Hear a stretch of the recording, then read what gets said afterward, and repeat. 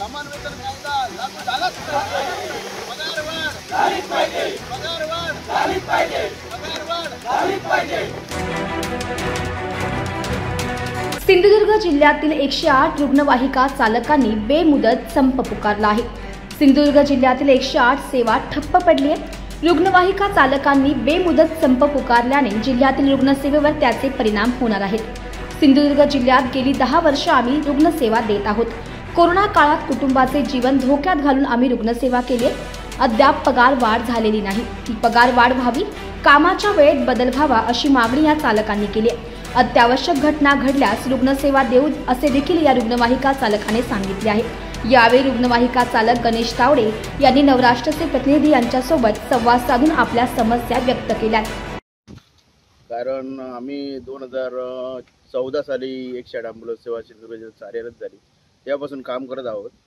तेव्हा आम्हाला कंपनीने आश्वासनं दिली होती की वेळोवेळी तुमची पगारवाढ होईल, भत्ते मिळतील तुम्हाला. पण आज 10 वर्ष होऊन गेली जवळजवळ आम्ही काम स्वतः करतोय.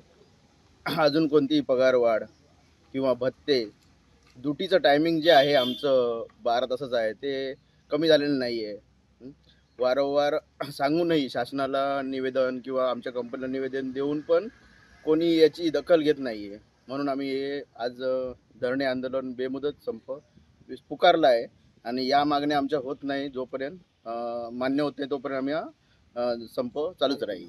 साधारण जिल्ह्यात 12 रुग्णवाहिका कार्यरत आहेत. त्यातील जवळपास सगळ्याच रुग्णवाहिका आज बंद करून इथे जमा झालो आम्ही. आणि जर एखादं असं काहीतरी एमर्जन्सी असेल तरच आम्ही यात सहभाग घेऊ, नाहीतर हा आमचा संप चालूच राहील आहे. कारण आम्ही यापूर्वी पण करोना काळात पण खूप काम केलं आहे. आमच्या कुटुंबाचा विचार न करता त्यांचा जीवही धोक्यात घालून आम्ही रुग्णांची सेवा केली. तेव्हा आम्हाला कंपनीने सांगितलं होतं की आम्ही काही तुम्हाला मोबदला देऊ, पण त्याची काही कोणी दखल घेतली नाही आहे. आमचे अधिकारी आहेत जिल्हा लेवलचे, त्यांच्याशी आम्ही बरेच वेळा संपर्क साधला, त्यांच्याशी आम्ही बरेच वेळा मागण्या सांगितल्या, असं असं आहे, आमच्या मागण्या पूर्ण करून कंपनीला पुढे सांगा. करतील, करा, पण कोणी याची दखल घेत नाही आहे. आणि आतापर्यंत कोणी घेतलेली नसल्यामुळे आज आम्हाला संपाची वेळ आलेली आहे. आणि हा आमचा संप जोपर्यंत आमच्या मागण्या मान्य होत नाही तोपर्यंत चालूच राहील. नाव कसं सर? गणेश तावडे, कुडाळ ग्रामीण रुग्णालय चालक म्हणून कार्यरत आहे.